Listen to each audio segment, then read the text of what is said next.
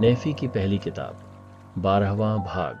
स्वर्गदूत ने मुझसे कहा, देखो, अपने वंशजों को देखो और अपने भाइयों के वंशजों को भी देखो।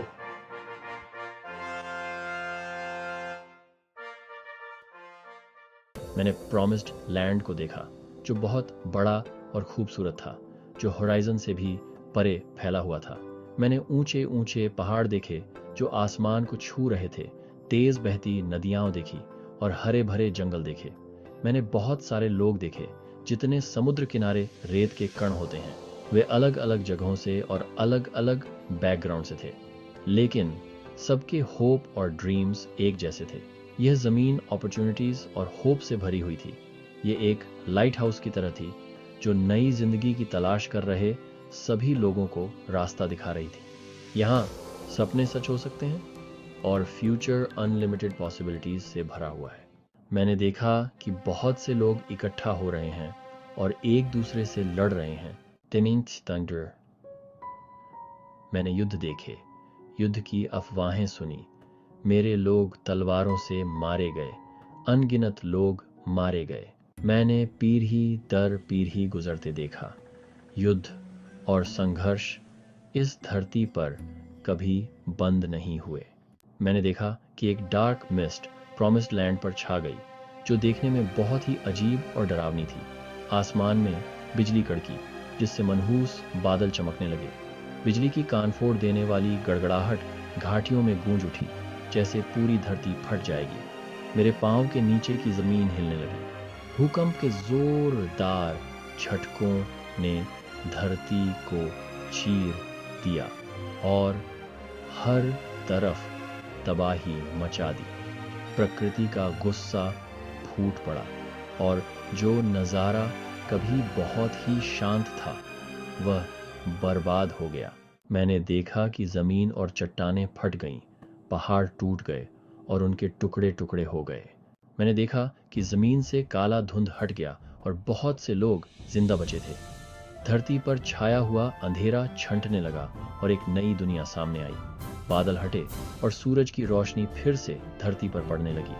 पहाड़ों पर छाया हुआ धुंध भी छंटने लगा और ऊंचे ऊंचे पहाड़ दिखाई देने लगे। जब रोशनी वापस आई तो मैंने देखा कि बहुत से लोग अभी भी डटे हुए हैं। वे मजबूत और उम्मीद से भरे हुए थे, एक नए युग की शुरुआत के लिए तैयार थे। मैंने स्वर्ग को खुलते देखा और परमेश्वर का मेमना स्वर्ग से उतरता हुआ देखा। वह उनके बीच में उतरा और उसने खुद को उन पर प्रकट किया।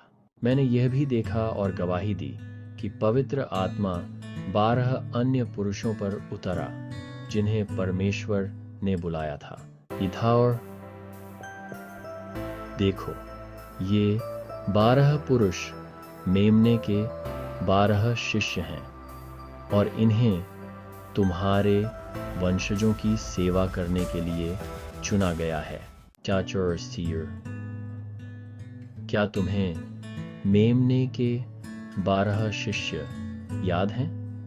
वे इज़राइल के 12 गोत्रों का न्याय करेंगे। इन 12 सेवकों को, जिन्हें तुमने देखा है, तुम्हारे वंशजों का न्याय करने के लिए नियुक्त किया गया है। वे हमेशा के लिए धर्मी हैं। मैंने 3 पीढ़ियों को धार्मिकता में जीते हुए देखा और उनके वस्त्र श्वेत थे, जैसे मेमने के ऊन के समान। और मैं, नेफी, ने 4थी पीढ़ी के बहुत से लोगों को धार्मिकता में मरते हुए देखा। मैंने धरती के चेहरे पर लोगों की भीड़ को इकट्ठा होते देखा।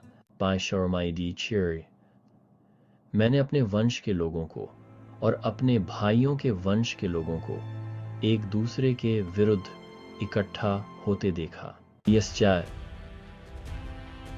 गंदे पानी का फव्वारा, जिसे तुम्हारे पिता ने देखा था, वह यही है और इसकी गहराई नरक की गहराई है। और वह धुंध जो अंधेरा है, वह शैतान का प्रलोभन है। जो लोगों की आंखों को अंधा कर देता है और उनके हृदयों को कठोर बना देता है। और वह बड़ी और खुली हुई इमारत जो तुम देख रहे हो, वह दुनिया के लोगों के घमंड और अहंकार को दर्शाती है।